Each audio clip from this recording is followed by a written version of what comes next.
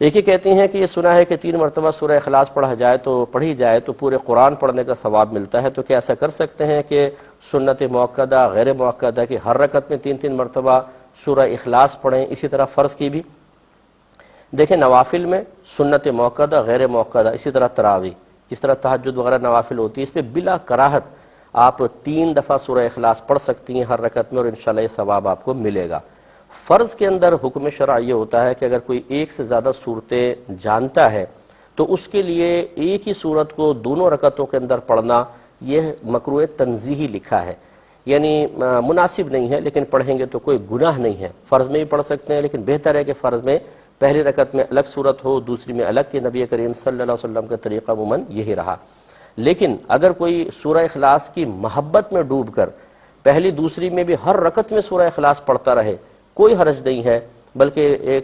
کچھ صحابہ تھے سرکار کی خدمت میں حاضر ہوئے، عرض کیا رسول اللہ، دوران سفر ہمارے ایک ساتھی تھے، وہ ہر رکعت میں سورہ اخلاص پڑھا کرتے تھے۔ سرکار نے ان کو بلوایا اور فرمایا کہ آپ نے کیوں سورہ اخلاص پڑھی ہر رکعت میں، اور صورتیں کیوں نہیں پڑھی؟ میں خلاصہ عرض کر رہا ہوں، مسلم کی روایت، انہوں نے کہا رسول اللہ مجھے سورہ اخلاص سے بڑی محبت ہے، اس محبت کی وجہ سے میں نے ہر رکعت میں اس کو پڑھا۔ تو سرکار نے ارشاد فرمایا کہ سورہ اخلاص کی محبت نے آپ کو جنت تک پہنچا دیا۔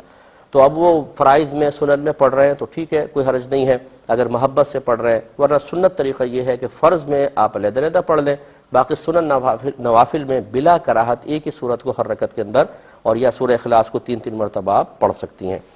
ایک یہ فرماتی ہیں کہ بعض اوقات کوئی نماز پڑھ رہا ہوتا ہے، رقت قلبی طاری ہوتی ہے، آنسو نکل آتے ہیں، تو اس قصد و ارادے کے ساتھ کہ منہ میں جائیں گے، نمکین ہوتا ہے آنسو، تو وہ بار بار کو اس کو صاف کر رہا ہے، تو کیا یہ عمل کثیر میں یہ چیز آئے گی کہ بار بار ہاتھ اٹھ رہا ہے ایک جگہ سے؟ حالانکہ دور سے دیکھیں تو وہ نماز میں لگے گا۔ دیکھیں مسئلہ یہ ہے کہ عمل 2 طرح کے ہوتے ہیں، عمل کثیر کی میں بتا رہا ہوں۔ ایک تو یہ ہے کہ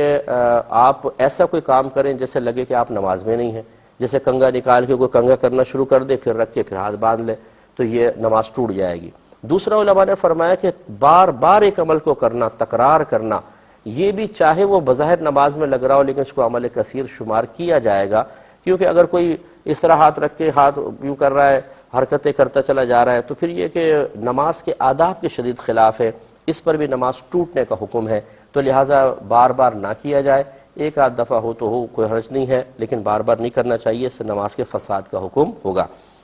ایک یہ بہن کہتی ہیں کہ شوہر نے ایک دفعہ ایک طلاق دی اور یوں کہا کہ میں تجھے ابھی طلاق دیتا ہوں اور باقی بعد میں دوں گا، پھر کچھ عرصے بعد کہا کہ میں چھوڑتا ہوں یا میں تجھے چھوڑ رہا ہوں،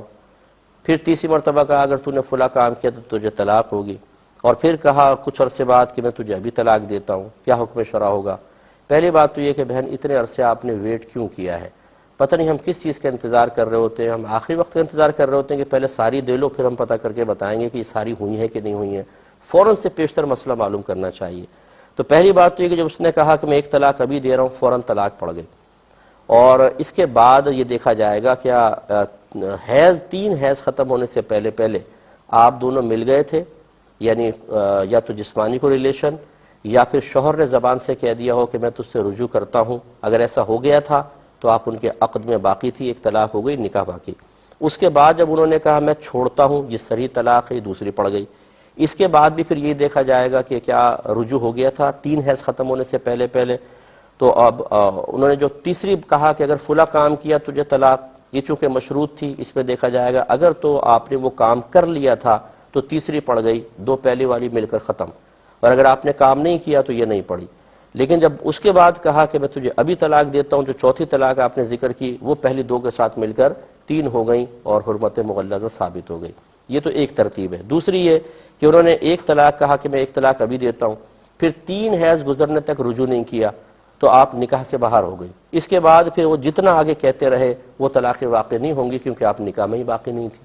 تو اس لیے سچویشن ذرا اچھی طریقے سے آپ پہلے غور کر لیں کہ جو طلاقیں دیتے رہے ہیں اس کے بعد رجوع ہوا تھا یا نہیں ہوا تھا۔ تو آپ میرے ریپیٹ پروگرام دوبارہ دیکھیے گا تو آپ کو اور کلیئر یہ مسئلہ سمجھ میں آ جائے گا، اس کے بعد پھر آپ آسانی سے فیصلہ کر سکتے ہیں۔ جواب میں کمپلیٹ کر چکا ہوں۔